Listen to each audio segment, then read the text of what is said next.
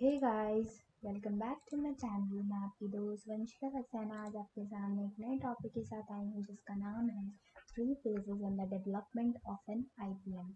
Integrated pest management की तीन phases क्या हैं, उसके डेवलपमेंट के लिए, उसे बनाने के लिए तीन स्टेजेस, कौन कौन से स्टेजेस का यूज़ होता है, कौन कौन से स्टेजेस ज़रूरी होते हैं, उन स्टेजेस के बारे में हम पढ़ेंगे। अब आप अपनी स्क्रीन पर देख रहे हैं, डेंट एक साइंटिस्ट थे जिन्होंने तीन डिस्टिंक्ट, तीन डिफरेंट, तीन अलग अलग फेजेस यानी कि स्टेजेस का डेवलपमेंट किया है आईपीएम के प्रोग्राम में। Program definition, problem definition, research and implementation.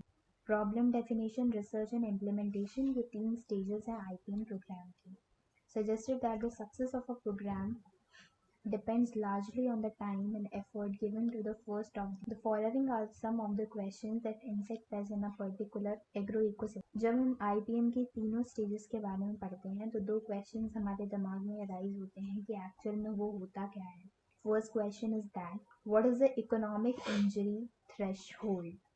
We are studying this question, we are studying this topic from lecture first. इसका आंसर है it has been observed frequently that insecticides users were maintaining pest population density as levels much below the economic injury thresholds।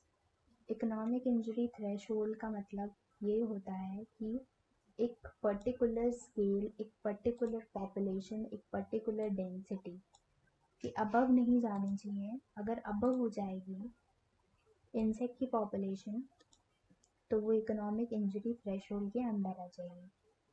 Second question हमारा ये आता है what are the best insecticides to use when should they be applied and what are suitable doses। These aspects should be considered not only for the pest complex but also with respect to the beneficial insects in the system। कौन से insecticides का use करना चाहिए ये very करता है insects के ऊपर, पेस्ट के ऊपर, कि किस टाइप के इंसेक्ट ने, किस टाइप के पेस्ट ने क्रॉप पर अटैक किया है। When should they be applied? अलग अलग केमिकल्स, अलग अलग पेस्टिसाइड्स की डोजेस का यूज़ करने का तरीका, मेथड और टाइम सब डिफरेंट होता है। And what are suitable doses. जितने भी केमिकल्स होते हैं जैसे कि अभी बताया आपको, वेरी करेंगे इंसेक्ट टू इंसेक्ट, वैसे ही केमिकल टू केमिकल डोजेस जो होते हैं और कितना इंजरी उस पर किया है क्रॉप पर ये भी वेरी करता है। अगर क्रॉप ज़्यादा नुकसान पहुंची है क्रॉप को और या फिर कम नुकसान पहुंची है, ये डिपेंड करेगा कि क्रॉप को कितना इफेक्ट और कितना हार्म हुआ है, उसके ऊपर डोजेस डिसाइड होते हैं। अब तीन जो हमारे फेजेस थे वो थे problem definition phase, second research phase and third is implementation. नीचे एक डायग्राम दिख रहा होगा आप लोगों को। प्रॉब्लम डेफिनेशन फेज में होता है पहले हम लोग प्रॉब्लम आइडेंटिफाई करेंगे। प्रॉब्लम आइडेंटिफाई मतलब ये होता है कि एक्चुअल में हमारी क्रॉप को कितना नुकसान पहुंचा है और कहाँ कहाँ पहुंचा है, उसका कितने पार्ट को नुकसान पहुंचा है। फिर प्रॉब्लम फार्मिंग होगा, फिर डेफिनेशन ऑफ इम्प्लीमेंटेशन नीड्स, कितना इम्प्लीमेंटेशन उसमें नीड है, उसके बाद उसमें रिसर्च नीड के लिए भेजा जाएगा।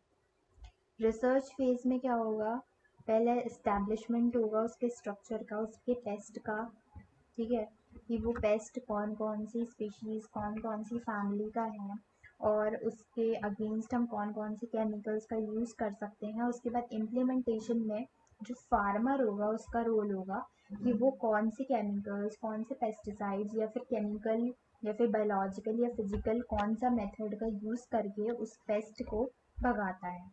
सो अगर आपने मेरे चैनल को सब्सक्राइब नहीं किया है तो प्लीज़ इसे सब्सक्राइब करिए and do like, share and comments and please मेरी वीडियो को जितना लाइक कर सकते हैं उतना लाइक करिए। Thank you so much.